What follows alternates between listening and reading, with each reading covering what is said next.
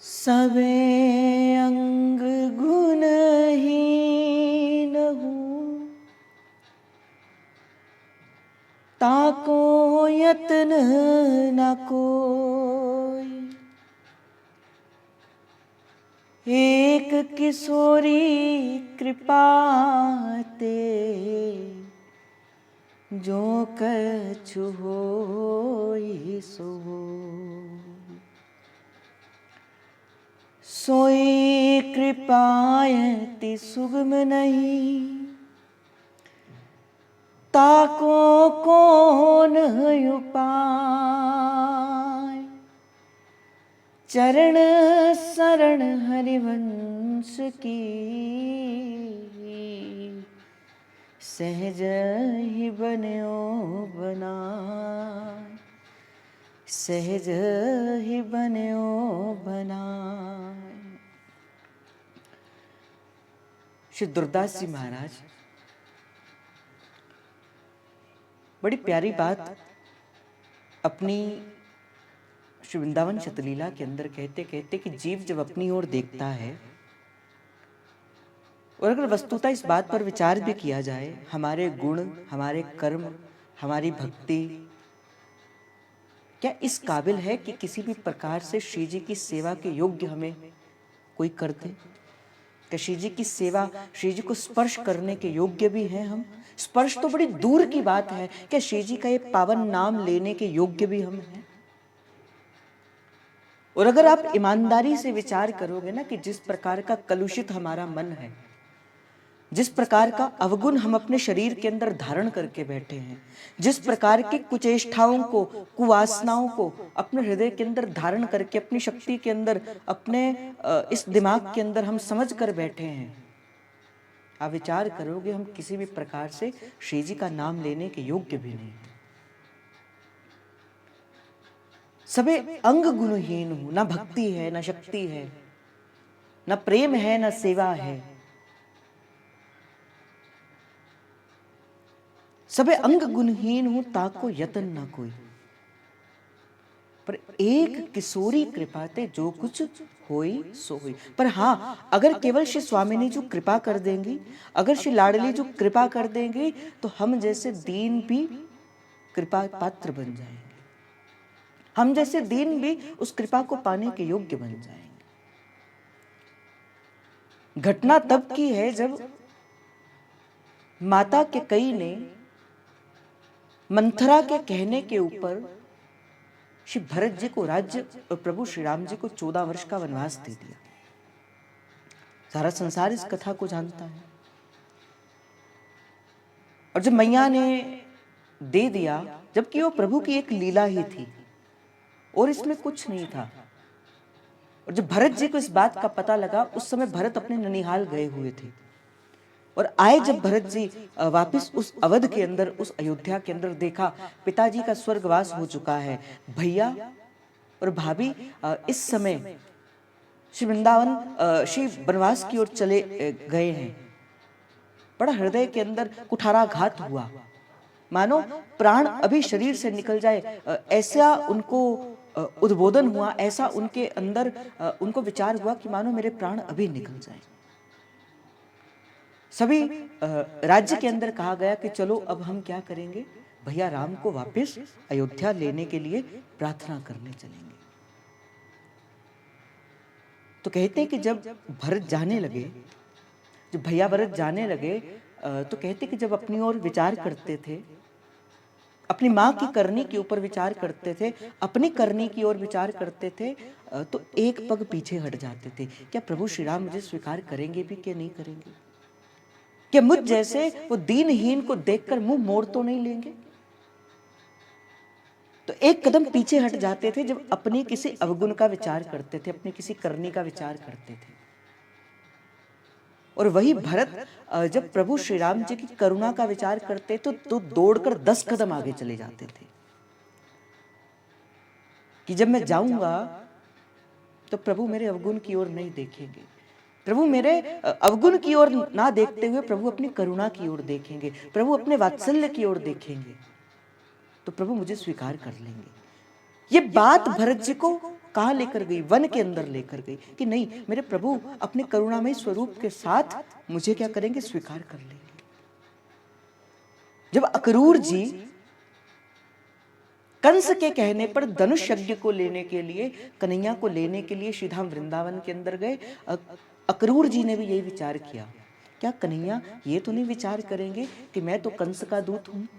क्या प्रभु मुझसे दूर तो नहीं हो जाएंगे? क्या प्रभु मुझे स्वीकार भी करेंगे कि नहीं करेंगे? किंतु जब बार बार प्रभु की करुणा का स्मरण हो गया, तो प्रभु के उस करुणामयी वात्सल्य रूपी वो करुणा सिंधु, वो भक्त सिंधु, वो भक्त वांछा कल्पतरु, जब उस भाव का स्मरण हो गया तो कहेंगे नहीं नहीं प्रभु मुझे स्वीकार कर लेंगे। उसी प्रकार ही हम भी आज उसी स्थान पर खड़े हैं। अपनी ओर देखें तो किसी भी प्रकार से प्रभु की सेवा में जाने के योग्य नहीं है, प्रभु का नाम लेने के योग्य नहीं है। सबे अंग गुणहीन हूं पर ताको यतन ना कोई, पर एक किशोरी कृपाते जो कछु होए सो होए। पर श्री लाडली जी हमें किसका द्वार मिला है? हमें किसका द्वार मिला है, इस बात पर ही बलिहार है। हमें जिसका द्वार मिला है भाई, उसके बारे में तो सारा संसार जानता है कि वो क्या है। वो करुणा सिंधु है, भक्तवांछा है, वो करुणामयी है, वो कृपामयी है, वो वात्सल्यमयी है। ऐसे ही हमारी लाडली जी की करुणा है।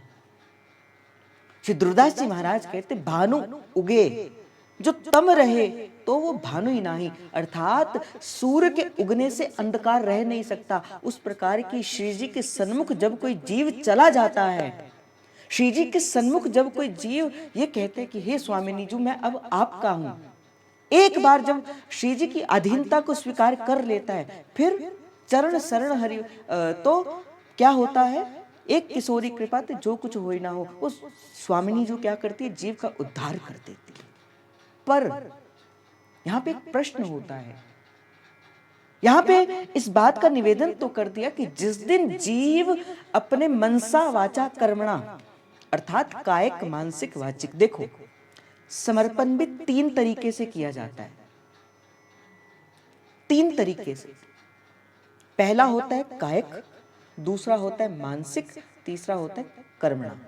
कायिक मानसिक तीसरा होता है वाचिक, अर्थात मनसा वाचा और कर्मणा। हम कहते तो हैं कि हम श्री जी आपके हैं, हम श्री जी आपके हैं, किंतु कहने की बात और है, हम मन से श्री जी की अधीनता को स्वीकार नहीं करते। तो इसका अर्थ ये है कि अभी हमारा पूर्णता समर्पण नहीं हुआ। हमने वाचिक तौर पर तो कह दिया कि श्री जी हम आपकी हैं, आप हमारी हो, किंतु अगर अपने हमारे मन से स्वीकार नहीं किया, मन के अंदर किसी और को भी अगर स्थान देते तो अभी आपकी अधीनता, अभी आपकी शरणागति पूर्णता स्वीकार नहीं है। जिस प्रकार राई से सम चलत ही होत होर के होर, ऐसी ये भक्ति की ठोर है, ऐसी ये प्रेम की ठोर है कि भाई थोड़ा सा भी मन, अगर राई का दाना कितना सा होता है? छोटा सा ही तो होता है।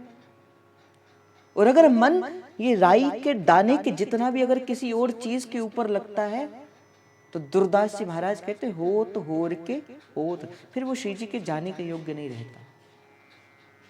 तो मनसा अर्थात मन से, वाचा अर्थात वचन से, और कर्मणा अर्थात कर्म से हमें क्या करना है? श्री जी के शरणागति को स्वीकार करना है। ये 3 प्रकार से श्री जी के इस शरणागति को स्वीकार करना है, मनसा वाचा कर्मणा।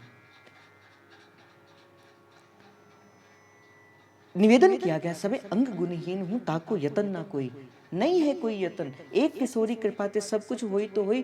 पर बात यहाँ पे ये उठती है, प्रश्न यहाँ पे ये उठता है कि श्री जी के सन्मुख जाया कैसे जाए? पता तो लग गया उस स्थान के अंदर बड़ी अच्छी वस्तु मिलती है, पता तो लग गया, मानो मैं आपको उदाहरण के तौर पे करूं, पता तो लग गया कि राधा वल्लभ लाल जी बड़े प्यारे हैं, पता तो लग गया श्रीधाम वृंदावन के अंदर राधा वल्लभ लाल जी विराजमान होते हैं। अब प्रश्न होता है मैं जहां रहता हूं वहां से श्रीधाम वृंदावन की यात्रा कैसे करूं, कैसे मैं जाऊं वृंदावन की ओर? क्योंकि जब तक जाओगे नहीं वृंदावन की ओर तब तक रूप माधुरी के दर्शन को भी कैसे करोगे? तब तक रूप के दर्शन कर नहीं पाओगे, प्रकट रूप से प्रभु को मिल नहीं पाओगे। तो यहां पे बड़ी प्यारी बात कहते हैं, कहा चरण शरण हरिवंश की। हे जीव, जब तक तू आचार्य के चरण शरण में नहीं आ जाएगा, अर्थात जब तक तू किसी का ना हो जाएगा, अर्थात जब तक तू महाप्रभु का ना हो जाएगा। देखो, इस रस के दातार तो केवल एक हरिवंश महाप्रभु है। इस रस के दातार तो केवल श्री जी की निज सहचरी है, और जिसे चाहे सहचरी ये धन जिसकी झोली में चाहे उसकी झोली में डाल सकते हैं। बड़ी प्यारी बात। और मैं तो कहता हूं सूत्र के तौर पर श्री दुर्दास जी महाराज आपके मार्ग को प्रशस्त करते हैं। देखो, ये जो रसिकों की वाणियां है ना, ये क्या है? मणि दीप है। ये दीप है। जिस प्रकार आप एक अंधेरी गुफा के अंदर जाते हो और अंधेरी गुफा के अंदर जाते हुए आपको मार्ग नहीं दिखता, फिर क्या होता है? एक मशाल लेकर कोई मशालची आगे चलता है और उस मशाल की रोशनी के अंदर आप उस अंधेरी गुफा को पार कर लेते हैं। उसी प्रकार ही ये जो रसिकों के जो ये शब्द हैं, जो रसिकों की ये वाणियां हैं, क्योंकि बड़ा भारी समुद्र है भाई, ये बहुत भारी गुफा है ये, और इस गुफा के अंदर अंधकार ही अंधकार है। रास्ता दिखता नहीं, जबकि मार्ग बड़ा सुंदर है, किंतु रास्ता दिखता नहीं। कैसे जाया जाए? इन रसिकों के शब्दों का आधार लेकर, इन रसिकों की वाणियों का आधार लेकर फिर जीव क्या करता है? इस मार्ग पर चलता है। और भाई मैं आपको एक बात कह दूं, जिसने भी पाया है नाम और वाणी की कृपा से ही पाया है। एक श्री हरिवंश नाम और महाप्रभु के अनन्य भक्तों की, अनन्य रसिकों की इन वाणियों के द्वारा ही जिस किसी ने भी पाया है, इसी मार्ग से होके पाया है। ये वाणी प्रत्येक रसिक का, जो इस मार्ग पर चलने के लिए जो ललाहित है, उस प्रत्येक रसिक के भाव को और बढ़ाती है। मानो जब आप सेवक वाणी पढ़ते हो, आप वाणी का संग नहीं करते, आप वाणी के रूप के अंदर श्री सेवक जी महाराज का संग ही करते हैं। आप 42 लीला पढ़ते हो तो आप 42 लीला का संग नहीं करते, आप 42 लीला के रूप के अंदर श्री दुर्दास जी महाराज का संग ही करते हैं। और मैं आपको एक बात और कह दूं, अगर आप प्रेम से वाणी को पढ़ेंगे, आप इस बात की अनुभूति स्वयं करेंगे कि मानो सेवक जी महाराज आपको सामने बैठकर अपनी हृदय के भाव को बताते हुए भी लगेंगे। इसलिए ये जो रसिकों की वाणियां है ना, ये क्या है? ये ज्योति स्तंभ है हमारे। ये शब्द जो हैं, ये शब्द क्या है? ज्योति स्तंभ है, जो हमारे आगे मार्ग को क्या करते हैं? अवलंब करते हैं, हमारे आगे वाले आने वाले मार्ग को प्रशस्त करते हैं, हमें दिखाते हैं। इसीलिए क्या करना है? इस मार्ग पर चलना है। तो दुर्दास जी महाराज अपने जीवन का अनुभव बताते हैं। श्री दुर्दास जी महाराज कहते हैं, देखो मैंने भी ऐसे ही पाया है, मैंने भी ऐसे ही पाया है, इसी मार्ग से होकर ही मैं चला हूं। और किस मार्ग से होकर चला हूं? हरिवंश महाप्रभु के चरण शरण में अपने आप को रखकर ही आज इस नवनिवृत्त निकुंज के इस पावन रस को मैं हृदय के अंदर धारण करने वाला बना हूं। आज मैं जो मुझे रसिक शेखर कहा जाता है, आज मुझे नवनिवृत्त निकुंज का ये कवि कहा जाता है, ये कवि की जो कविता है वो कहां से आई? हरिवंश महाप्रभु के चरण शरण से ही आई है। तो दुर्दास जी महाराज कहते कि हे जीव, चरण शरण हरिवंश की जब लगी आयो नाही, तो किसी भी प्रकार से, किसी भी मार्ग से चल पड़, अगर तुझे सब मिलेगा। दुर्दास जी महाराज कहते तुझे सब मिलेगा, तू प्रभु का नाम जब, तुझे सब मिलेगा, धन मिलेगा, धान्य मिलेगा, मान मिलेगी, प्रतिष्ठा मिलेगी, सब कुछ मिलेगा। पर अगर तू वस्तुतः सहचरी भाव को धारण करके श्री नवनिवृत्त निकुंज के उस रस को धारण करना चाहता है, फिर वो तुझे अपने किसी मार्ग से नहीं मिलेगा, अपने किसी साधन से नहीं मिलेगा। वो कहां से मिलेगा?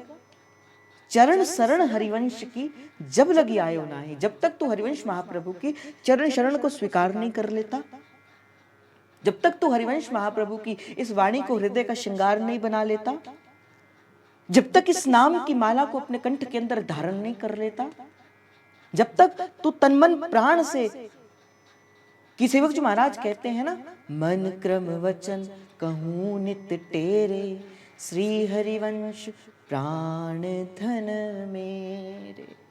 भाई ये केवल कहने की बात नहीं है, रसिकों ने तो इसे जीकर बताया, जीकर बताया कि मन क्रम वचन कहूँ नित टेरे और श्री हरिवंश प्राण धन मेरे, ये मेरे प्राणों का धन है। तो दुर्दास जी महाराज ने कहा कि भाई तुझे नाम जप करने से सब मिल तो जाएगा, ऐसी बात नहीं है नहीं मिलेगा, मान मिलेगा, प्रतिष्ठा मिलेगी, सब कुछ मिलेगा, धन मिलेगा, धान्य मिलेगा, परंतु अगर तू जीव तू नवनिभृत निकुंज के इस पावन सहचरी वपु को धारण करके उस रूप सुंदर, उस रूप माधुरी, उस रस माधुरी के दर्शनों को करना चाहता है तो क्या कर, चरण शरण हरिवंश की जब लग आयो नाही, और चरण शरण हरिवंश की सहज ही बन्यो बनाओ, मतलब कि चरण शरण हरिवंश की से सहज ही ये बनाव बन जाता है।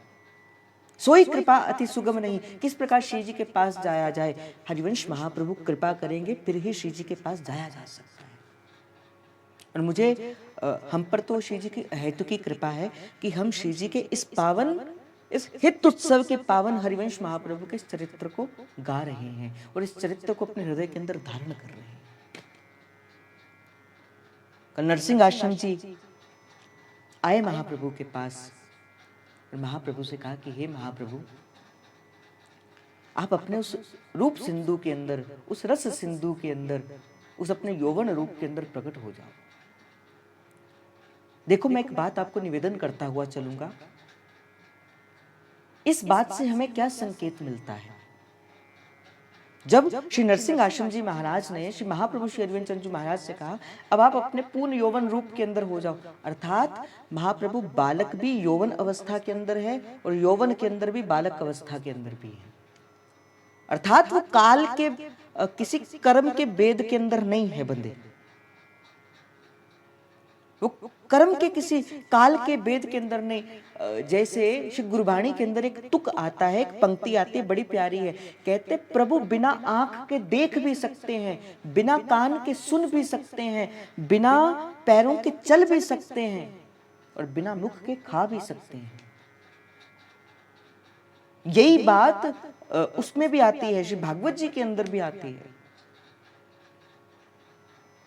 अर्थात जो कोई भी, इस बात से यह संकेत मिलता है कि जो कोई भी अनन्य भाव को होकर हरिवंश महाप्रभु को पुकारता है, आज भी अद्यावधि महाप्रभु अपनी अनुभूति उस जीव को करवाते ही करवाते हैं, चाहे किसी भी प्रकार से करें। प्रगट रूप से आ जाए ये तो आपकी बड़ी कृपा है, प्रगट रूप से आ जाए तो आपकी भक्ति है कि आचार्य प्रगट रूप से आ जाए, नहीं अगर इतनी है तो कुछ ना कुछ आपको अनुभूति स्वप्न के अंदर या किसी भी प्रकार से आचार्य अवश्य कराएं, अवश्य कराएं अपनी अनुभूति। मैं हूं, मैं तेरे साथ हूं जीव, हे सहचरी देख मैं तेरे संग हूं। चाहे स्वप्न के अंदर, चाहे अनुभव के रूप के अंदर, चाहे किसी भी रूप के अंदर आचार्य अपनी अनुभूति, बस आपने क्या करना, पुकारना है, हे महाप्रभु मैं एक बार आपकी अनुभूति को करना चाहता हूं, महाप्रभु मैं आपसे मिलना चाहता हूं। नरसिंह आश्रम जी ने कहा प्रभु आप बड़े हो जाइए, बड़े हो गए प्रभु। कहा कि आप जिस रस का रसस्वादन करने के लिए, जिस रस को प्रदान करने के लिए आपका जन्म इस संसार के अंदर हुआ है प्रभु, आप उस रस का रसस्वादन करवाइए। महाप्रभु ने क्या किया, श्री राधा सुधा निधि के श्लोकों को गाना प्रारंभ कर दिया और 6 मास लग गए, 6 मास लग गए श्री नरसिंह आश्रम जी को महाप्रभु के संग रहते हुए, और राधा सुधा निधि के उस पावन 270 श्लोकों को लिपिबद्ध किया श्री नरसिंह आश्रम जी महाराज ने। चरणों की दंडोत करी, दंडोत करने के बाद महाप्रभु से कहा कि मैं देखो संन्यास धर्म के अंदर हूं, आप मेरे इष्ट हैं, आप मेरे इष्ट के भी इष्ट हैं, आप मेरे सर्वस्व हैं, किंतु अगर मैं बार बार आपके दर्शन करने को आऊंगा तो मेरे संन्यास धर्म के ऊपर लोग आक्षेप कर सकते हैं कि संन्यास के होते हुए भी ये आपसे मोह करते हैं, अपने भाई के पुत्र से मोह करते हैं, क्योंकि रिश्ते में मैं आपका ताया लगता हूं, मैं आपका ताऊ लगता हूं, इसलिए मैं इसके बाद आपसे नहीं मिलने आऊंगा। चरणों पे दंडवत करी है और दंडवत करने के बाद श्री नरसिंह आश्रम जी अपने स्थान की ओर चले गए। इधर श्री व्यास मिश्र जी महाराज को पता लगा कि 6 मास का समय पूरा हो गया, अब हमें वापस अपने कहाँ जाना चाहिए, देवबन के अंदर जाना चाहिए। देवबन एक ऐसा नगर था जहां पर महाप्रभु जी की 10 पीढ़ियां रहा करती थी, और जितना धन धान्य घर बार जितना भी सब कुछ था वो आचार्य का कहाँ था, श्रीधाम देवबन के अंदर था। 6 मास का समय बीता। श्री व्यास मिश्र जी के सब भाई बंधुओं को पता लग गया कि व्यास मिश्र जी के घर पे एक बड़े सुंदर से बालक ने, नवीन बालक ने जन्म लिया है, और व्यास मिश्र जी महाराज उस बालक को लेकर पुनः देवबन की यात्रा करने को आ रही हैं। हुई नंद जैसी होती। जैसे ही श्री देवबन के अंदर आचार्य चरण का आना हुआ, श्री महाप्रभु का आना हुआ, श्री व्यास जी महाराज का आना हुआ, मैया तारा रानी का आना हुआ, मानो फिर उत्सव बना। देवबन को मानो अपनी निधि मिल गई हो। आज देवबन भी मानो समस्त देवता उस देववन की शोभा को और बढ़ा रहे हों, ऐसा सुंदर वहां पर वातावरण हो गया। समय बीता, नित्य प्रति वो बालक बड़ा होता गया। वो सुंदर सा बालक अपनी रूप माधुरी से समस्त जीवों के मन को मोह लेने वाला। जो जो भी महाप्रभु के उस रूप सिंधु के दर्शनों को करता, उसके हृदय के अंदर एक नवीन प्रकार की भक्ति का उदय हो जाता। जो जो बालक का दर्शन करता, जो मुख का दर्शन करता, मानो उसके हृदय के अंदर राधा राधा राधा स्वतः ही चलने लग पड़ता। क्यों ना होता, क्योंकि जिस रस का दान करने के लिए वंशी का प्राकट्य हुआ था, आज महाप्रभु के दर्शन का ये फल है। देखो, संत का, भगवान का, आचार्य का दर्शन करने का फल क्या होता है कि वो जिसका भजन करता है वो नाम हमारे हृदय के अंदर स्वतः ही चल पड़े। यही होता है दर्शन करने का फल। आप किसी संत को देखते हो, क्यों आपके मन से स्वतः ही नाम निकल पड़ता है? क्यों? क्योंकि उसने अनन्य भाव से उस नाम को भजा है, और भजा नहीं है, उसने पिया है उस नाम को। उसके आभा मंडल के अंदर भी उस नाम की स्मृति हो गई है। जब कोई उसके आभा मंडल का स्पर्श करता है, फिर क्या होता है? फिर उसे उस नाम की खुमारी चढ़ती है। आप देखो, जाते हो आप श्रीधाम वृंदावन के अंदर, जब महाराज जी के संग जाते हो, कैसे आप राधा राधा राधा राधा, ना चाहते हुए भी आपके मुख से राधा राधा निकलता है। क्या कारण है? क्योंकि महाप्रभु ने उस राधा नाम को पिया है, अपने जीवन का आधार बनाया है। राधा नाम जीवन आधार मेरो, नाम जीवन आधार।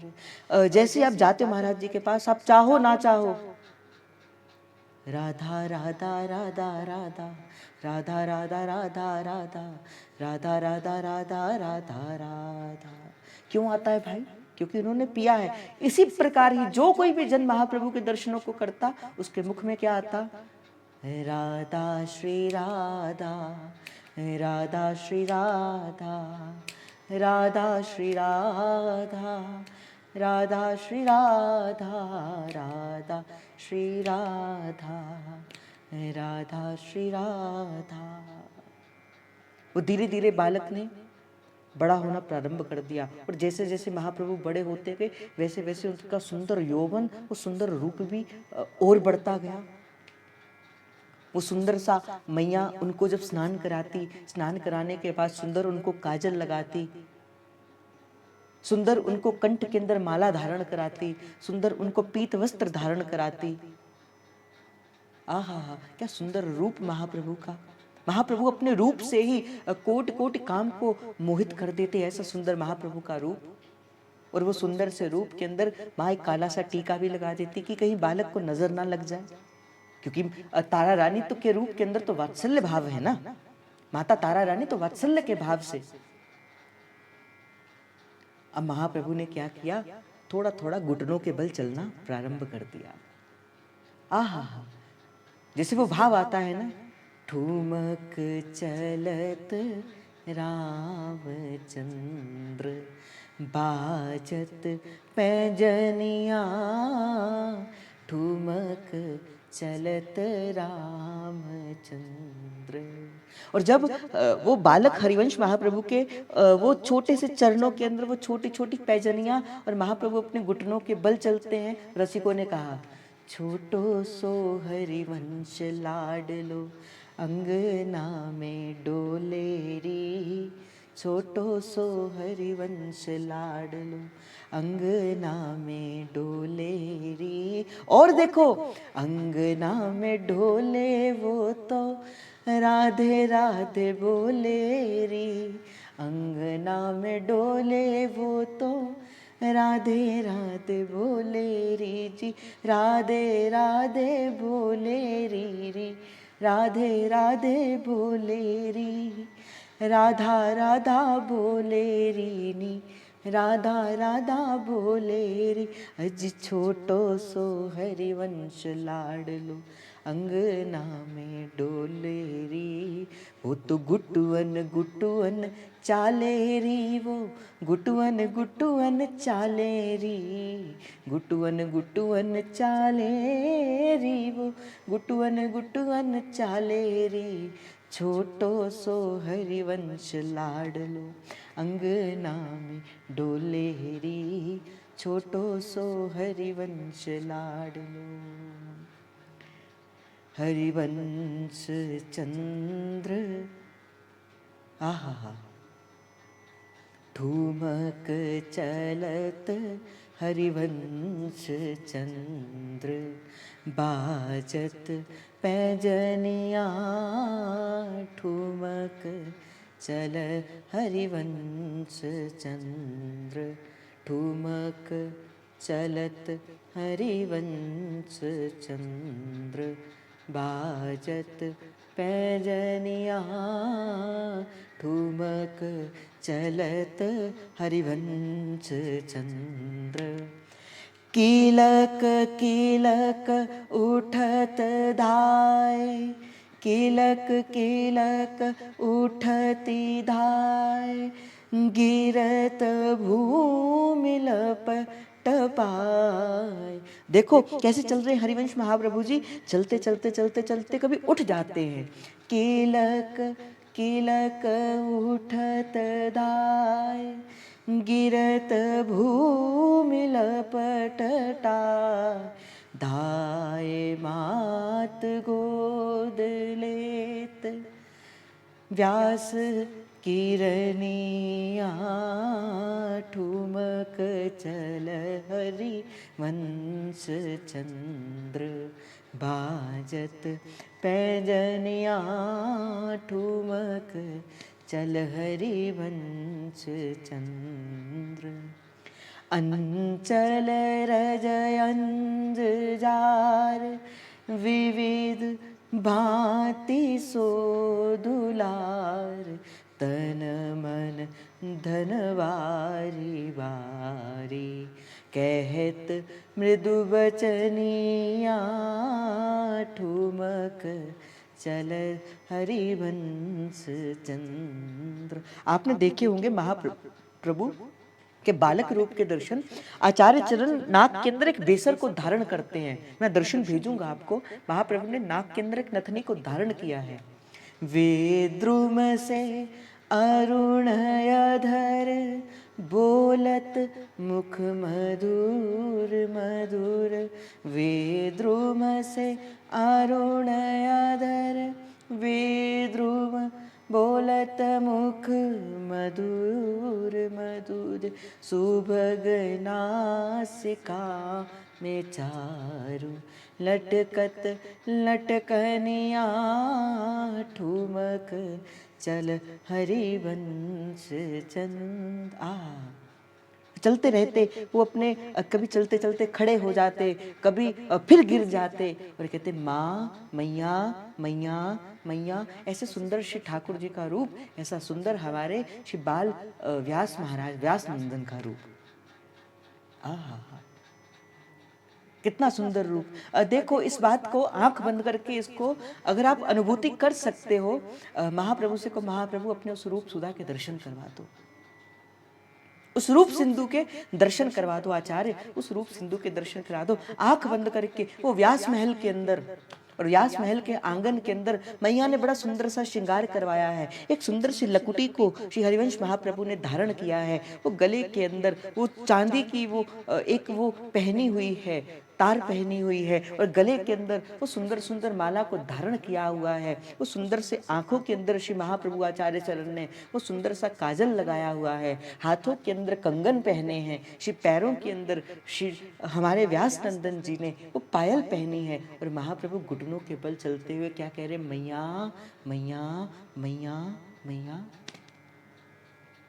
आहा, छोटो सो हरिवंश लाडलो अंगना डोलेरी। इस आज हो सके तो इस छवि का दर्शन करना। आज तो महाप्रभु की छठी है। आज तो महाप्रभु को प्रकट हुए 6 दिन हो गए। आज तो महाप्रभु की छठी है और महाप्रभु शायद इसी रूप का प्रसाद दे दे, हमें दे दे। शायद महाप्रभु कृपा करके इसी रूप के दर्शन हमें हो जाए। वो छोटा सा बालक, वो तारा रानी मैया कभी गोद में उठा लेती, कभी अंक से भर लेती, कभी व्यास जी महाराज अपनी गोद में बिठा लेते, कभी सुंदर सुंदर वस्तुओं का भोग लगा देते। हाँ, क्या रूप सिंधु है। धीरे धीरे समय हुआ, बालक बढ़ता गया, बालक थोड़ा और बड़ा हुआ। श्री व्यास मिश्र जी के घर पे श्री ठाकुर जी की सेवा थी। एक दिन की बात है, श्री व्यास मिश्र जी उठे और व्यास मिश्र जी श्री ठाकुर जी की सेवा करने लगे। श्रृंगार दर्शन होने थे। श्री व्यास मिश्र जी ने बड़ा सुंदर सा पीत वर्ण श्री ठाकुर जी को धारण करवाया और नील वर्ण श्री स्वामिनी जी को धारण कराया और बड़ा सुंदर सा उनका श्रृंगार किया। और श्रृंगार करने के बाद जैसे ही श्री ठाकुर जी का दर्शन करने के लिए पर्दे को खोला, क्या देखते हैं, श्री ठाकुर जी ने तो नील वस्त्र को धारण करके रखा है और श्री स्वामिनी जी ने पीतांबरी को धारण करके बैठा है।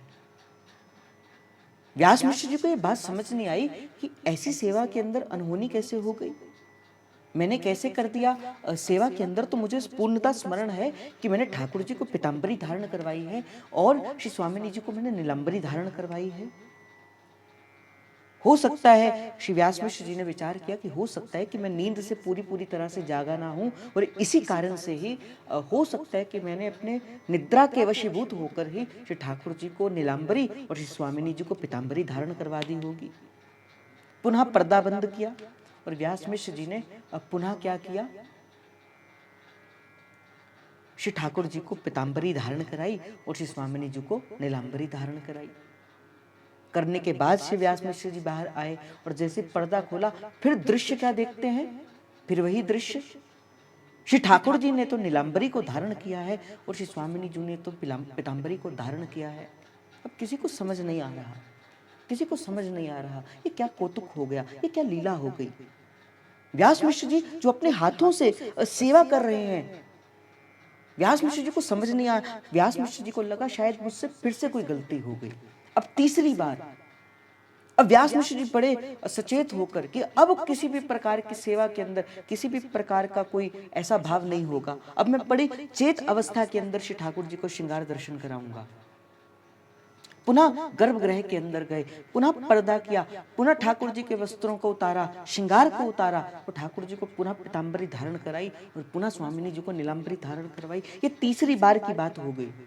तीसरी बार श्री व्यास मिश्र जी आज श्री ठाकुर जी का दर्शन कर रहे हैं, ठाकुर जी का श्रृंगार कर रहे हैं और जैसे श्रृंगार करने के बाद बाहर आए और बाहर आने के बाद फिर जैसे पर्दा किया, फिर देखते हैं कि ठाकुर जी पुनः नीलांबरी को धारण करके बैठे हैं और श्री स्वामिनी जी पीतांबरी को धारण करके बैठे हैं। अब तो व्यास मिश्र जी को लग गया पता, इसके पीछे कोई ना कोई भेद है, इसके पीछे कोई ना कोई भेद है। माता तारा रानी से कहा, बताओ हरिवंश कहाँ है। मैया ने कहा, इस समय वो उद्यान के अंदर बालकों के संग क्रीड़ा कर रहे हैं, बालकों के संग खेल रहे हैं। व्यास मिश्र गए और अपने बालकों के संग श्री महाप्रभु क्या क्रीड़ा कर रहे थे। उन बालकों की टोली के अंदर एक थोड़े सांवले रंग का बालक था और एक श्री गौरवर्ण का बालक था और अनेक बालकों की टोली है और महाप्रभु क्या कर रहे हैं, श्री ठाकुर जी खेल रहे हैं। देखो उस समय के अंदर भी जो बालक होता है ना, जो बालक होता है वो बालक अपने बालपन के द्वारा ही बता देता है कि वो किन शक्तियों का मालिक है, वो कैसी उसकी पहले एक ऐसा संस्कार हुआ करता था। बड़ी सारी वस्तुएं एक बालक के पास रखी जाती थी। जब बालक चलना प्रारंभ करता था, जब घुटनों के बल चलना प्रारंभ करता था, तो बड़ी सारी वस्तुएं रखी जाती थी और वस्तुओं को रखकर बालक को बीच में बिठा दिया जाता था और बालक से को स्वतंत्र छोड़ दिया जाता था। तो बालक का जैसा भाव होता था, बालक उसी ओर ही चलता था। वहाँ किताबें होती थी, गौ माता होती थी, अन्य वस्तुएं होती थी, धन धान्य होता था, शस्त्र होते थे और अन्य कोई वस्तुएं होती थी। तो बालक का जो संस्कार होता था, बालक का जैसा मन का स्वभाव होता था, बालक वैसे ही कार्य को किया करता था। ये पहले संस्कार का एक भेद हुआ करता था। 16 संस्कारों में एक संस्कार हुआ करता था। आज तो ये चीजें रही नहीं। तो महाप्रभु बालक के रूप के अंदर ही क्या कर रहे हैं? ठाकुर जी खेल रहे हैं। व्यास मिश्र जी ने देखा कि वो सांवले बालक को आज व्यास जी ने श्री महाप्रभु ने नीलांबरी धारण कराई है और वो गोर्ण बालक को श्री महाप्रभु ने पीतांबरी धारण कराई है। समझ गए कि इस लीला के पीछे इस हरिवंश का कोई ना कोई भेद है। गए महाप्रभु के पास और महाप्रभु से कहते, बेटा हरिवंश, ये क्या लीला कर रहे हो? उस समय हरिवंश महाप्रभु ने तोतली भाषा से कहा, बाबा मैं ठाकुर जी खेल रहा हूं। तो व्यास मिश्र जी ने कहा कि ठाकुर जी खेल रहे हो, बताओ इनमें से ठाकुर जी कौन है और इनमें से श्री स्वामिनी जी कौन है? तो जो सांवले रंग का बालक था, श्री महाप्रभु ने कहा, देखो ठाकुर जी तो ये हैं। और जो गौर वर्ण का बालक था, श्री महाप्रभु ने इशारा करके कहा, देखो स्वामिनी जी तो ये हैं। किंतु आज मेरे मन के अंदर आया कि क्यों ना मैं ठाकुर जी को स्वामिनी जी का श्रृंगार कराऊं और स्वामिनी जी को ठाकुर जी का श्रृंगार कराऊं। तो इसीलिए वैसे तो हमारी स्वामिनी जी पीताम्बरी वेश को नीलांबरी वेश को धारण करती हैं और ठाकुर जी पीताम्बरी को धारण करते हैं, किंतु मेरे मन के अंदर आया आज ठाकुर जी नीलांबरी धारण करें, हमारी किशोरी जू बन जाए और हमारे ठाकुर जी जो किशोरी जू है वो पीताम्बरी धारण करें और वो ठाकुर जी बन जाए। बस इसी कारण से मैंने ये श्रृंगार कर दिया। आहा, जब वो भाव भावना को देखा श्री व्यास मिश्र जी ने,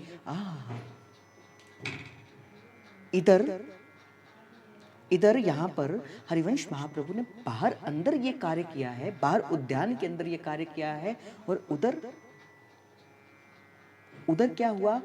उधर ठाकुर जी अपने लीला के अंदर पीताम्बरी और नीलांबरी के भेष को बदल दिया और ये महाप्रभु की जीवन की पहली घटना घटी, पहली लीला महाप्रभु ने अपनी प्रकट करी। धीरे धीरे बालक और बड़ा होता गया। एक दिन की बात है, अकेले महाप्रभु अपने महल के उद्यान के अंदर बैठे हुए। महल के अंदर अनेक वृक्ष थे। उस वृक्ष के अंदर श्री ठाकुर जी ने, क्योंकि बार बार हरिवंश महाप्रभु श्री व्यास जी महाराज को कहते, मुझे ठाकुर जी की सेवा करनी है, मुझे ठाकुर जी की सेवा करनी है। किंतु श्री व्यास मिश्र जी कहते कि देखो बालक हरिवंश, अभी आप छोटे हो, अभी आप छोटे हो, अभी आपका संस्कार नहीं हुआ, इस कारण से हम अभी आपको ठाकुर जी की सेवा के अंदर नहीं भेजेंगे। अभी आपका यज्ञोपवीत नहीं हुआ है, जिस कारण से अभी हम आपको सेवा के अंदर नहीं भेज सकते। अब ठाकुर जी का प्रेम के बिना तो महाप्रभु रह नहीं सकते थे। तो महल के उद्यान के अंदर श्री ठाकुर जी को क्या किया, महाप्रभु बैठ गए एकांत रूप के अंदर। अब ज्यादा खेलते भी नहीं, एकांत रूप के अंदर, क्योंकि थोड़े से बड़े हो गए थे। देखो ऐसा ही होता है, अपने जीवन के अंदर धीरे धीरे एकांत की ओर जाना प्रारंभ करो। दो वृक्ष थे, उस वृक्ष की डालियां आपस में ऐसी लिपटी हुई थी। महाप्रभु ने एक वृक्ष को श्री ठाकुर जी माना और एक वृक्ष को श्री महाप्रभु ने क्या माना, श्री किशोरी जी माना। अब क्या हुआ, उसी समय ही श्री व्यास मिश्र जी अपने ठाकुर जी की सेवा कर रहे थे। कुछ फल लिए माता तारा रानी से और कहा कि आप मुझे कुछ फल दे दीजिए। मैया ने भी बालक को फल दिए और उन फलों को लेकर श्री महाप्रभु जी उद्यान में आए और भाव भावना से उन लताओं को, एक लता को ठाकुर जी माना और एक लता को क्या माना, श्री स्वामिनी जी माना। और लताओं को वस्त्र धारण कराए। वस्त्र धारण करवाने के बाद वो जो फल लेकर आए थे माता तारा रानी से के पास से, वो फल श्री ठाकुर जी को कहते, ठाकुर जी भोग पाओ, ठाकुर जी भोग आरोगी। लताओं से कह रहे हैं। वो साधारण लताएं हैं, अभी तो अभी वृंदावन की लताएं नहीं है, महाप्रभु के उद्यान की लताएं हैं। और उन लताओं के अंदर श्री ठाकुर जी की भावना को धारण करके और सामने जो है वो फल रख कर कह रहे, बोले भोग आरोगी। इधर व्यास मिश्र जी ने श्री ठाकुर जी का श्रृंगार किया। श्रृंगार करने के बाद कुछ लड्डू जो थे उसका भोग श्री ठाकुर जी को लगाया। और जैसे ही लड्डू का भोग लगाया और जैसे पर्दा खोला तो क्या देखते हैं, लड्डू के थाल की जगह पर वहां पर फल पड़े हैं। जैसे ये बात श्री व्यास मिश्र जी ने देखी और व्यास मिश्र जी ने कहा, तो मुझे तो पूर्णतः याद है, मैंने लड्डू का भोग लगाया था, ये फल का भोग कैसे हो गया? ये फल कहां से आ गए? जबकि किसी को अंदर जाने की आज्ञा नहीं थी, मैं ही हूं जो अंदर जा सकता हूं। ये फल कहां से आ गए? ठाकुर जी ने विचार किया। अब व्यास जी महाराज को लगा कि भाई इसके पीछे भी कहीं ना कहीं किसकी लीला छुपी है? हरिवंश महाप्रभु की लीला छुपी। भागते भागते गए, तारा रानी से पूछा, कहाँ है श्री हरिवंश? मैया ने कहा कि मुझसे फल मांग कर गया था, हो सकता है कि बाहर महल के उद्यान में जा रहा हूं। और जैसे ही गए श्री महल के उद्यान के अंदर क्या देखा? श्री ठाकुर जी को एक लता को पीताम्बरी धारण कराई है, एक लता को नीलांबरी धारण कराई है। और श्री ठाकुर जी के सन्मुख जो है और प्रिया जी के सन्मुख महाप्रभु ने फल रखे हैं और महाप्रभु प्रार्थना करें, ठाकुर जी भोग आरोग लीजिए, ठाकुर जी भोग आरोग लीजिए। और इतनी तन्मयता से भोग रखकर श्री ठाकुर जी का नाम जप कर रहे हैं, राधा राधा राधा राधा। और इतनी तन्मयता से भोग रखा कि इधर भोग बाहर रखा गया और ठाकुर जी के थाल के अंदर श्री व्यास मिश्र जी को अंदर वो भोग दिखा। ये दूसरी जीवन की घटना घटी। तीसरी श्री महाप्रभु के जीवन की घटना क्या घटी? एक बार की बात है, श्री व्यास मिश्र जी ने श्री महाप्रभु को चरणामृत नित्य प्रति लेते थे। महाप्रभु को चरणामृत दिया, महाप्रभु ने चरणामृत पाया।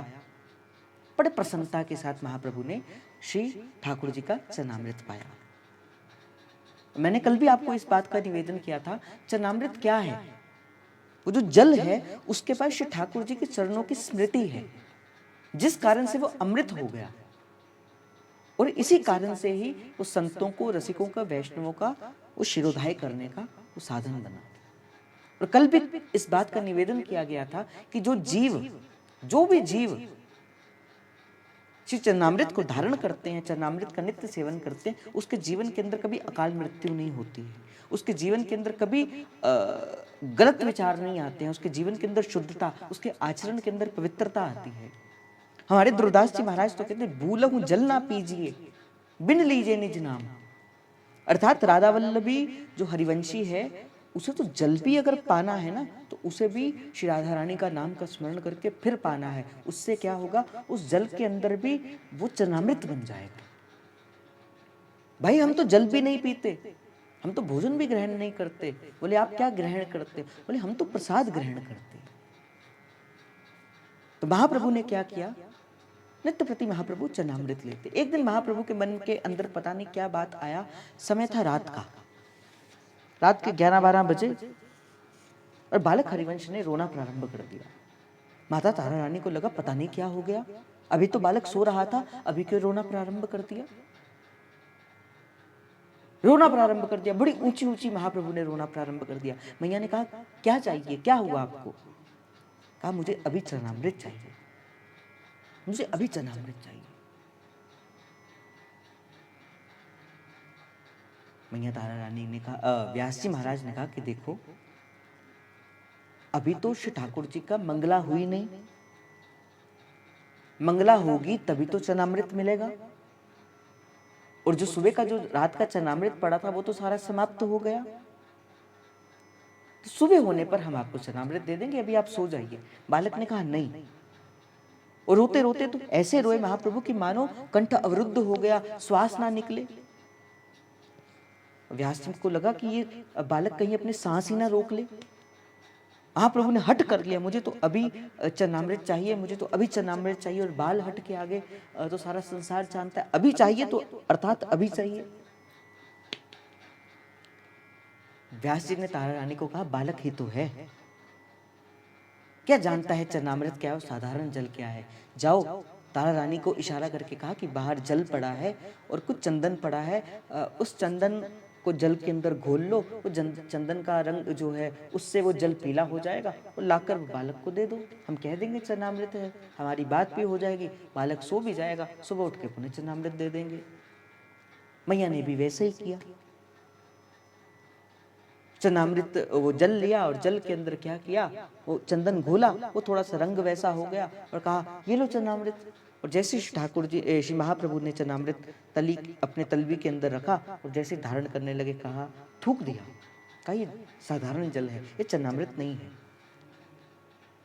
कहा किसने कहा ये चरणामृत, देखो रंग भी वैसे, कहा चाहे उसका रंग वैसा किंतु ये चरणामृत नहीं है, इसमें चरणामृत का स्वाद नहीं है, इसमें श्री ठाकुर जी का वो प्रेम नहीं है, इसके पास श्री ठाकुर जी के चरणों की वो स्मृति नहीं है। देखो कैसी अनन्यता उस बालक हरिवंश महाप्रभु के श्री ठाकुर जी के चरणामृत के प्रति थी। अर्थात हमें भी अपने जीवन के अंदर इस चरणामृत को अपने दैनिक क्रिया का एक अंग बनाकर रखना है। सुबह उठकर सबसे पहले जो चीज हमारे उदर के नीचे जाएगी वो चरणामृत ही जाएगा। और जब तक चरणामृत नहीं धारण करेंगे, जब तक चरणामृत का जल नहीं लेंगे, तब तक हम जल भी ग्रहण नहीं करेंगे। करो ऐसा नियम, इससे क्या होगी, आचरण की शुद्धता, आचरण की पवित्रता और भजन के अंदर मन भी लगेगा। ठाकुर जी के चरणों के अंदर स्मृति है भाई, ज्ञान है। इसीलिए आज भी संत रसिक वैष्णवों का यह नियम है। आपने देखा होगा कि जितने भी, और खास करके हमारे हरिवंश महाप्रभु के इस बनाए हुए पथ के अंदर तो चरणामृत की बड़ी महिमा आपने देखा होगा। हमारे इस परिपाटी के अंदर जब कोई आचार्य, कोई साधु, कोई संत जब आते हैं तो सबसे पहले क्या किया जाता है, उनके चरणों का प्रक्षालन करके उनके चरणों को धोकर सबसे पहले चरणामृत ही धारण किया जाता है, चरणामृत ही धारण किया जाता है। क्यों? क्योंकि ये हमारे इस संप्रदाय की विशेषता है, हमारे में चरणामृत का एक विशेष महत्व है। इसी बात को सिद्ध करने के लिए आचार्य ने ये लीला करी, रात को उठकर कहा कि मुझे भी चरणामृत चाहिए, मुझे भी चरणामृत चाहिए। अब तो और हट करने लग पड़े, चाहिए अर्थात अभी चाहिए। अब जैसे ही महाप्रभु को हट किया, व्यास जी ने कहा कि अब ये अगर हम अभी द्वार नहीं खोलेंगे तो ये बालक हो सकता है कि अपने प्राणों का भी त्याग कर दे।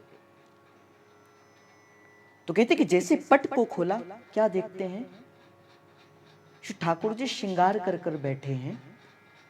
मंगला नहीं हुई अभी, रात को वस्त्र पधराए गए हैं, रात को वस्त्र बधाए गए हैं और सुबह उठकर, अभी सुबह हुई नहीं, मंगला हुई नहीं, और जैसे पट खोला ठाकुर जी श्रृंगार करके बैठे हैं और ठाकुर जी के आगे एक पात्र पड़ा है, उस पात्र के अंदर चरणामृत पड़ा है और चरणामृत जैसे ही श्री ठाकुर जी ने श्री महाप्रभु ने आरोगा, आहा हा, ये है चरणामृत। महाप्रभु ने इस लीला से बताया, इस लीला से सिखाया कि प्रत्येक हित उपासक के जीवन के अंदर चरणामृत का विशेष महत्व होना चाहिए। कभी भी जीव जो है वो चरणामृत को ग्रहण कर सकता है, रात, सुबह, दिन, कभी भी ग्रहण कर सकता है। पहली लीला के अंदर से आचरण ने पे करके बताया, किसी भी वस्तु में ठाकुर जी की भाव भावना की जा सकती है। जिस प्रकार लताओं के अंदर से भाव भावना करके श्री ठाकुर जी को भोग आरोगा, और जो उन लताओं को भोग आरोगा ठाकुर जी अंदर श्री विग्रह के अंदर वही भोग पाया ठाकुर जी ने। अर्थात किसी भी वस्तु के अंदर भी ठाकुर जी का भाव रखा जा सकता है। किसी भी वस्तु के अंदर अभाव है, कुभाव है, अगर नहीं है ठाकुर जी का श्री विग्रह, तो क्यों ना किसी भी वस्तु को ठाकुर जी मानो और उससे लड़ाना प्रारंभ कर दो। आचार्य ने करके दिखाया। एक और घटना घटी। एक दिन ठाकुर जी का शयन हो चुका था, ठाकुर जी लीला के अंदर चले जा चुके थे, पट बंद हो चुके थे, महाप्रभु फिर सोए हुए थे। और महाप्रभु अपने पिता से कहते हैं कि मुझे अभी ठाकुर जी के दर्शन करने हैं, मुझे अभी ठाकुर जी के दर्शन करने हैं। व्यास जी ने कहा कि देखो, जबकि व्यास जी महाराज को पता लग गया था कि ये बालक साधारण नहीं है, ये ठाकुर जी की श्रीअंग सखी है कोई ना कोई, कैसे ये ठाकुर जी के भेद जान जाता है। तो महाप्रभु ने कहा कि मुझे अभी दर्शन करने हैं, मुझे अभी दर्शन करने हैं। व्यास मिश्र जी ने बड़ा समझाने का कहा कि देखो, अभी ठाकुर जी चले गए, लीला के अंदर होंगे, सो गए होंगे, स्वामिनी जी की सेवा में होंगे। महाप्रभु ने कहा कौन कहता है कि वो सो गए? महाप्रभु ने कहा कौन कहता है वो सो गए? व्यास जी ने कहा हम शयन करवा कर आए हैं, वो तो अपनी शैया के अंदर जाकर अभी सो रहे होंगे। महाप्रभु ने कहा नहीं। तो बोले क्या कर रहे हैं? बोले वो तो अभी चौसठ खेल रहे हैं, वो तो अभी वृंदावन के वो तो अपने वहां पर चौसठ खेल रहे हैं। जिससे मैंने कल आपको एक कहानी सुनाई थी ना, कहानी क्या थी? वो जीवन की सच्ची घटना थी और कोई ज्यादा पुरानी नहीं, 20-25 वर्ष पुरानी घटना थी। इधर मंदिर के अंदर श्री ठाकुर जी राधा वल्लभ लाल जी को शयन आरती हो गई। परम पूज्य श्री ललिताचरण गोस्वामी जी के जीवन की वो घटना थी कि कुछ मित्रों के संग, कुछ महात्माओं के संग श्री ललिताचरण गोस्वामी जी संकीर्तन कर रहे हैं, कथा कीर्तन कर रहे हैं। और किसी ने पूछ लिया कि बताओ इस समय राधा वल्लभ लाल जी क्या कर रहे हैं? और जैसे ये प्रश्न किया इसी महात्मा ने, श्री ललिताचरण गोस्वामी जी आंख बंद कर दर्शन करने लगे, उस लीला का चिंतन करने लगे। क्या कर रहे होंगे अभी मेरे लीलाधारी श्री राधा वल्लभ लाल जी? क्या मदन टेर के अंदर वन विहार कर रहे हैं? क्या स्वामिनी जी के संग जाकर जुगल घाट के अंदर बैठे हैं? कि अभी सेवा कुंज के अंदर हैं, कि निधिवन राज के अंदर हैं, या अभी किसी सगन कुंज के अंदर परिक्रमा मार्ग के अंदर जा रहे हैं? देखने लगे श्री ललिताचरण गोस्वामी जी महाराज हंस दिए। और जैसे ही अपनी भावना से बाहर आए, पूछा अभी क्या कर रहे हैं राधा वल्लभ लाल जी? बोले तुम क्या जानोगे जानकर? कहा नहीं बताइए। बोले नहीं मानोगे तो अपना ही उपहास करा दोगे, अपना ही काम खराब करोगे। कहा नहीं बताइए। तो कहा इस समय बाजार के अंदर वो क्या करे? बोले पकौड़ी पा रहे हैं, बोले वो प्रसाद पा रहे हैं। और वो गया जब जीव वहां पर देखने के लिए कि सच में जो मार्ग, जो दुकान बताई थी, क्या अभी भी वो खुली है कि नहीं। और देखा और सच में वो दुकान खुली थी और राधा वल्लभ लाल जी के चित्रपट के आगे उस जीव ने सच में भोग रखा हुआ था। और राधा वल्लभ लाल जी रखा, उसने चित्रपट के सामने भोग था। और राधा वल्लभ लाल जी प्रगट रूप से श्रीधाम अपने निज महल से उठकर वहां पर दर्शन करने के लिए उसका भोग आरोगने के अंदर गए थे। भाई आप भी सहचरी हो, मैं एक बात का आपको निवेदन कर दूं, आप भी सहचरी हो, आप भी भोग लगाते हो। और मैं आपको एक बात निवेदन करते चलूं, अगर आपने संपूर्ण मन से श्री ठाकुर जी को भोग लगाओगे ना, सच में, अगर मैं आपको इस बात का अनुभव करके कहता हूं, अगर आप सच में भोग लगाओगे ना एक बार कि प्रभु, और इस विश्वास से लगाओगे ना कि प्रभु मेरे लगाए हुए भोग को आप आरोगोगे ही आरोगोगे। आप सच मानो, मैं आपको अनुभव के विषय के अंदर कहता हूं भाई, मैं किसी पोथी किताब के विषय से नहीं कहता हूं। आप रखकर तो देखो, ठाकुर जी आपका भोग पाने के लिए अवश्य आएंगे, अवश्य आएंगे और अवश्य आएंगे। अवश्य श्री ठाकुर जी आपके भोग का आरोगेंगे। उसके बाद आप उसी भोग को ग्रहण करके देखना, आपको ठाकुर जी के उस प्रसाद की स्मृति भी आएगी। अनेक बार ऐसा हुआ, दास के जीवन के अंदर घटना घटी।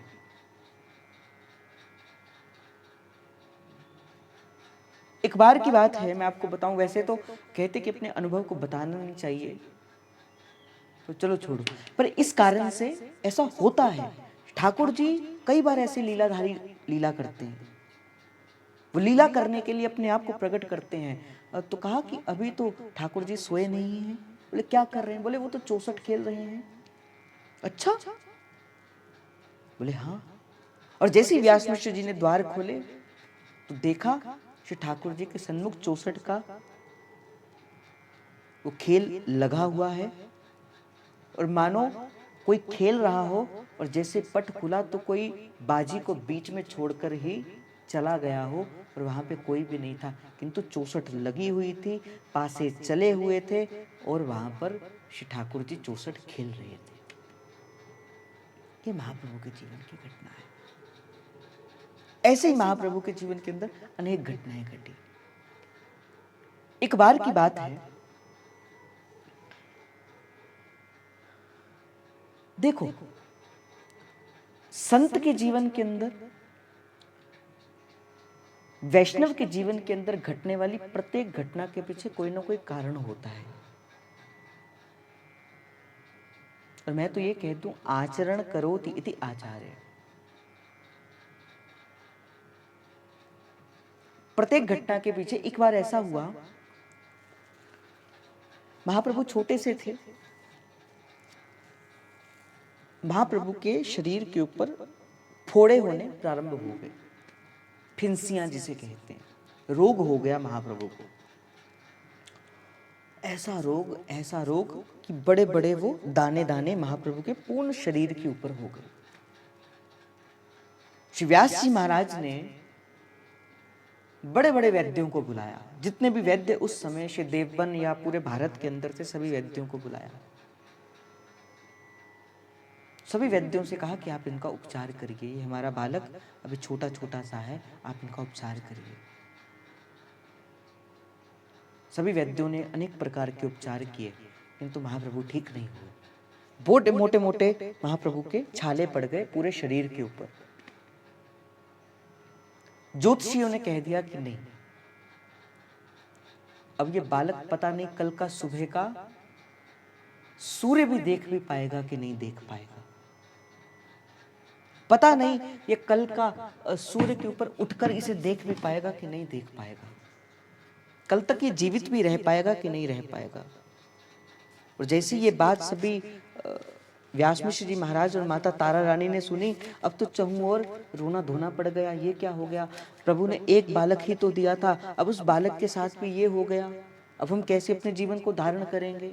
इससे अच्छा तो प्रभु हमें बालक देते ही ना। पता नहीं क्या क्या बातें श्री व्यास मिश्र तारा रानी के मन में आने प्रारंभ हो गई, क्योंकि ज्योतिषियों ने कहा था कि पता नहीं ये कल का सूर्य भी बालक देख भी पाएगा कि नहीं देख पाएगा। और ऊपर से रोग भी असाध्य सा हो गया। महाप्रभु की आयु उस समय 10 वर्ष की थी।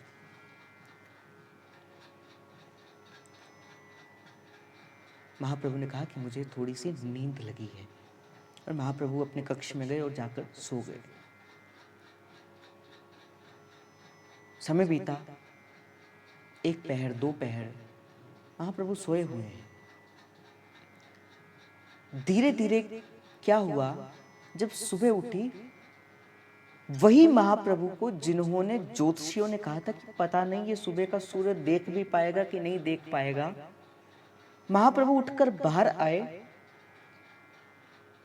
वैद्यों ने कहा कि इनके शरीर के अंदर एक ऐसा रोग हो गया चमड़ी का जो ठीक नहीं हो सकता, फुंसियां छाले पड़ गए, वो ठीक नहीं हो सकते, अनेक प्रकार के लेप लगाकर देख लिए, वो ठीक नहीं हो सकते। और कहते सुबह उठी, महाप्रभु आए, देखा शरीर बिल्कुल स्वस्थ था, अब तो कुछ ना फोड़ा, ना कोई फिंसी, ना कोई छाला, ना कोई कुछ, और पूर्णता यौवन के साथ महाप्रभु एक बालक हष्टपुष्ट की तरह बाहर आए। और जैसे बालक के स्वरूप के अंदर देखा, माता और पिता की प्रसन्नता को कोई कारण नहीं रहा। माता ने तो प्यार से बलेंगा ले ली, अंक में भर लिया, हरिवंश तुम ठीक कैसे हो गए, हरिवंश तुम ठीक कैसे हो गए। उस समय महाप्रभु ने एक पंक्ति कही, और ये पंक्ति हम जैसे जीवों के लिए, देखो मैं तो चाहता था कि इस भाव को हम कल करें, क्योंकि ये भाव थोड़ा सा बड़ा था, किंतु मैं अभी बस दोहा करके, दोहे का विस्तार हम कल करेंगे। महाप्रभु ने पंक्ति कही, महाप्रभु ने कहा, द्वादश चंद्र कृत स्थल मंगल, बुद्ध विरुद्ध सुर गुरु भंक, यद्यपि दशम भवन भृगु सूतु, मंद सुकेतु सुवन सोयं, अष्टम राहु चतुर्थ दिवापन, तोपे हरिवंश करत नहीं शंक। जो पे कृष्ण चरण मने अर्पण, तो तब क्या करे नवग्रह रंक, तो तब क्या करे नवग्रह रंक। अर्थात क्या महाप्रभु ने कहा, इसके बारे में हम कल चर्चा का विस्तार करेंगे। स्फुटक वाणी का पहला पद आचार्य ने अपनी 10 वर्ष की आयु के अंदर कहा। ये पद श्री स्फुटक वाणी का पहला पद है। द्वादश चंद्र कृतस्थल मंगल बुद्ध विरुद्ध सुरगुरु बंक, यद्यपि दशम भवन भृग सूतु मंद सुकेतु जन्म सो अंक। अष्टम राहु चतुर्थ दिवापनि, तोपे हरिवंश करत नहीं शंक। जो पे कृष्ण चरण मन अर्पण, तो तब क्या करे नवग्रह रंग। और दूसरा भी दोहा महाप्रभु ने कहा, भानु दशम जन्म मनीषापति मंगल बुद्ध शिवस्थल लीके। जो गुरु होए धर्म भवन के, तो भृगनंद सुमंद नहीं के। तीसर केतु समेत विदुरस, तो हरिवंश मन क्रम फीके। गोविंद छाड़ भ्रमर दशो दिशि, तो करी है कहा महान कनीके। तो ये 2 पद महाप्रभु ने उस समय गाए। तो इसी पदों को कल हम थोड़ा सा विस्तार करके चलेंगे और महाप्रभु के जीवन के अंदर फिर छोटी छोटी घटनाएं आएंगी। कल श्री राधा नवरंगी लाल जी का भी प्राकट्य होगा। तो आप सबसे निवेदन है कि कल श्री ठाकुर जी का प्राकट्य कुंज के अंदर होगा। ठाकुर नवरंगी लाल जी महाराज कल महाप्रभु उनको प्रकट करेंगे। तो कल आप सभी आइए, समय के अंदर आइए और श्री राधा नवरंगी लाल जी का हम जय जयकार करेंगे और जो है इसी भाव को आगे बढ़ाएंगे। तो आज का भाव श्री जी के चरणों में समर्पित आप सभी के हृदयस्थ प्रेम प्रभु को, हित प्रभु को। जय जय श्री हरिवंश, जय जय श्री हरिवंश, जय जय श्री हरिवंश। प्रणाम।